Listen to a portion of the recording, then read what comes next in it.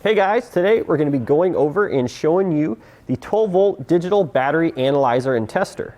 So I really like this system here. This is definitely something I would keep in my vehicle. It's really just going to allow you to be more in touch with your vehicle, to really know what's going on. It could potentially prevent you from a breakdown or keeping you stranded somewhere. We can actually monitor several different things, such as the battery health. We can test the starter and we can test the alternator. So in some cases, it could actually save you a trip to the mechanic shop.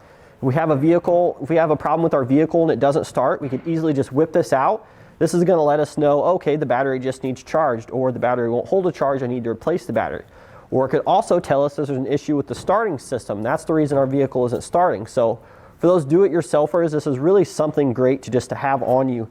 Especially all you RVers out there, when you have multiple batteries, you don't want to be stranded out in the middle of nowhere during a trip. So being more informed of your vehicle and being able to test everything right there on the spot is really a game changer. So before we get started, we do need to make sure that the engine is off. You don't want to do this test while the engine is running. We also want to make sure all your accessories are turned off, pretty much ensuring that the vehicle is not drawing any power from the battery.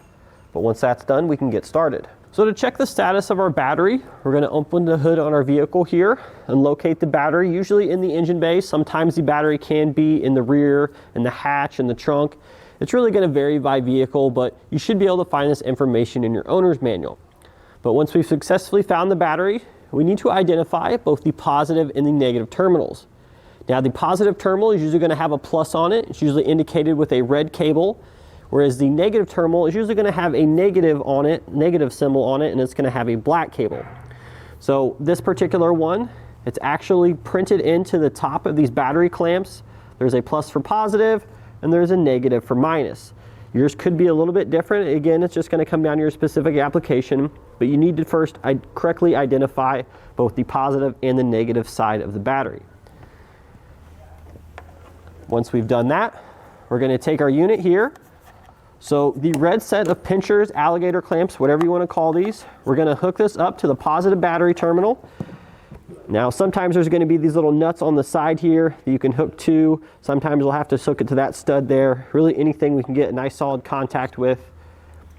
And then this black pincher here is for the ground. So we don't want to hook that directly to the negative battery terminal. In the instructions, they tell us to hook it to a ground here in the vehicle. There's actually a factory ground that's right over here which is in reach. So we're just going to hook up to that. And then once we attach that, we should see the screen turn on our battery tester here. You may need to wiggle the clamps there in order to get that to come on. But now you can see our backlight and we're ready to test.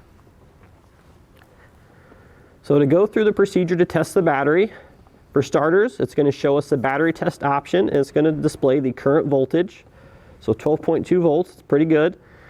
Now in order to go through the testing procedure, we're going to hit enter one time, that red arrow. So this is going to allow us to cycle through the battery types. So I believe there's 3 different types to choose from.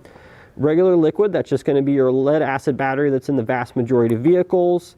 We have our AGM, and then we have this other option here for a vented gel battery. I would say the vast majority of applications, it's going to be that regular liquid.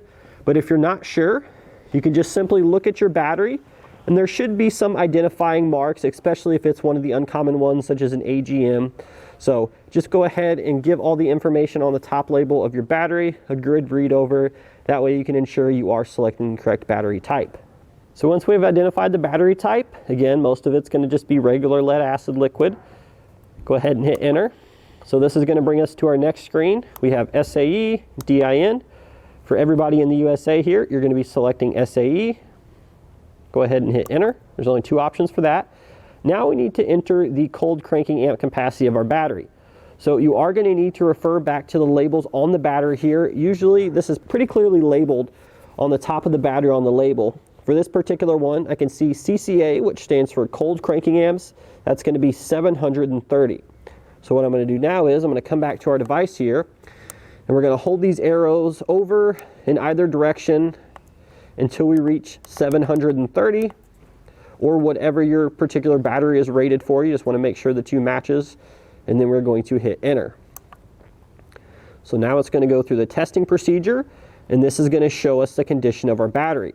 So out of those 730 cold cranking amps that this battery is rated for, right now we're getting 692, which indicates the battery is in good condition. And if we want to scroll over, we can actually see a percentage. The health is 94%. State of charge is 50%. So although the battery is good, it could still stand to be charged a little bit. We've been working on this vehicle all day, so chances are we just need to get out on the highway, let the alternator charge the battery up, and it'd be good to go. But that's pretty much it for your options there. It's just a great way to know your battery's condition and really get some more details so you can use to determine whether it needs replaced or charged. So for our particular battery here, as we said, the condition is good recharge, which means the battery is in good condition, it just needs to be charged up a little bit. But we could also have a few other options that this screen will read, such as good pass. That lets us know that the battery is charged up and it's capable of holding a charge, obviously, so you don't need to worry about anything. We could also get the screen recharge retest, which means the battery is discharged. The condition cannot be determined until it needs to be fully charged. So in which case we would need to charge the battery and then we could re-perform our test. And then bad replace, that means that the battery will not hold a charge and it needs to be replaced immediately. Now we could also get a test error screen, although rare. This would indicate that either we don't quite have the pinchers on there correctly, or the battery we're testing has a cold cranking amp capacity larger than 1200, which is the limit for this particular system. So in addition to checking the health of our battery, we can also check how effective our starter system is. So to check our starting system, we're going to repeat the same steps that we did for testing our battery, but when we get to this screen here, instead of pressing enter, we're going to press our arrow to go over to the system test. Once that's done, we're going to hit enter. Now this is going to give us some instructions that we need to turn off all loads on the vehicle, make sure we don't have any lights, and then we need to go ahead and start the engine.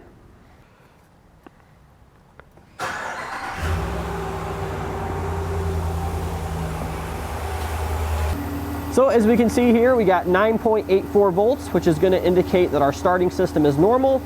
We could also get a low rating here. If it's below a certain voltage, the system will read that as low instead of normal. That lets us know our starter could be on the way out. We want to consider replacing that. And we could also get a not detected message, and that's just going to let us know that there is an error with the test and we need to repeat those same steps. So if you cycle through the settings once more, you're going to see another screen here. This is going to simply let us know the condition of our alternator here. We're going to have a voltage readout on the left-hand side, and then a corresponding figure based on that voltage reading. It could be low, high, or normal. So another feature here of this device, very simple, has nothing really to do with the vehicle and testing it. But if we hit the over arrow 3 times, it's going to bring up the LCD brightness screen.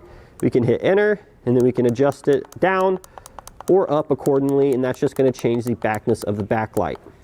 And once we've gone through all of our readings, that's going to do it today for our look at the digital battery analyzer and tester for 12-volt systems.